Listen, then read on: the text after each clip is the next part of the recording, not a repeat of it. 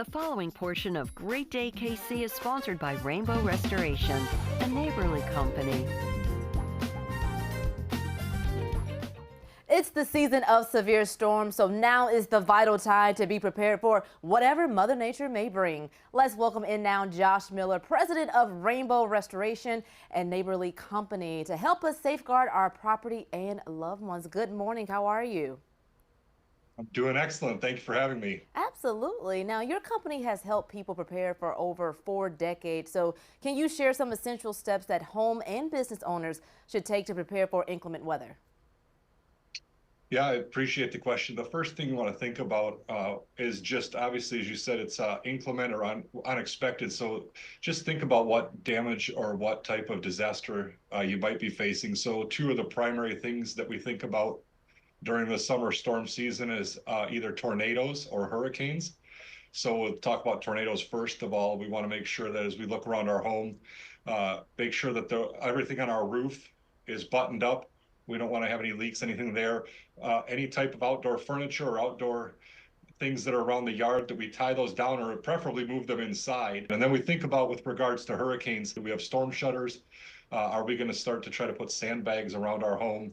Are we going to ride the hurricane out there, or are we going to evacuate? So really the first thing is just to anticipate what the damage or what type of storm we're going to face, and then to start coming up with an emergency preparedness plan. Yeah, definitely a lot to think about for sure. So what are the most common mistakes people make when preparing their homes for extreme weather? And of course, how can they avoid those? Yeah, so I'd say the number one thing is that we don't prepare. We think, oh, it's not going to happen to us unless we've been through it beforehand. And so the first thing that we want to do is to understand what is our emergency plan. And number one is how do we take care of all of our loved ones that live with us or are around us in the area? So what is our disaster plan, or what does our emergency plan look like? How are we going to evacuate the area if needed? Or where do we go in the case of a tornado? Where is the safest place to be? How are we going to get there? And then the thing after that is, how do we communicate to loved ones or to friends and family outside of the area that we're okay? And how do we check in with each other, because we might be at work or at home separated? After that, I would say the next thing that people don't do is that they just don't walk through what that looks like. We might write it down and put it away, or we just talk about it. So we want to make sure that we touch base on that once or twice a year, so to make sure everybody's on the same page. The last thing I would say is to make sure that we check our insurance coverages. Does it cover any type of disaster or any type of damage that we may encounter? And if not, we want to check in with our insurance company or our insurance agent and make sure that those coverages are adequate and sufficient, so that we know that we're covered. And the last thing I would share is just make sure that we have a good emergency preparedness kit.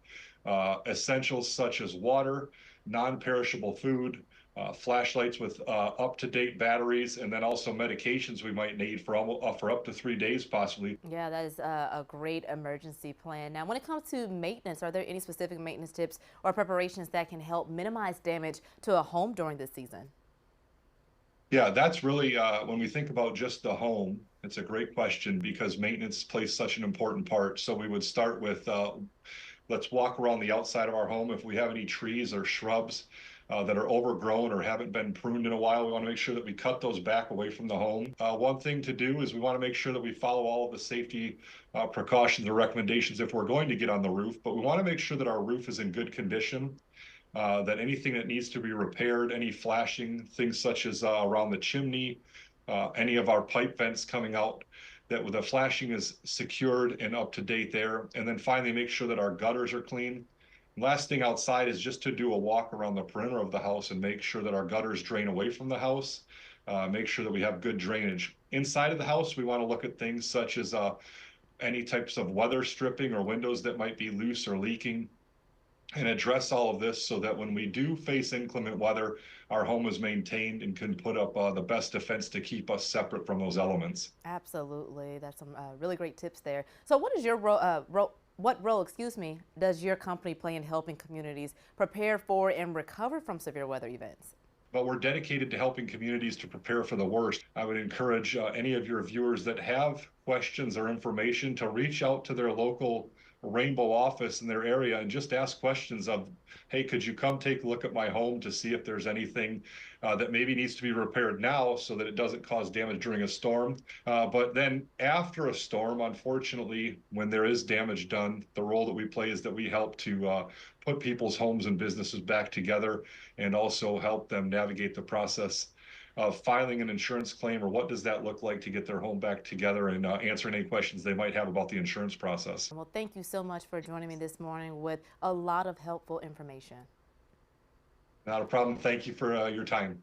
Absolutely.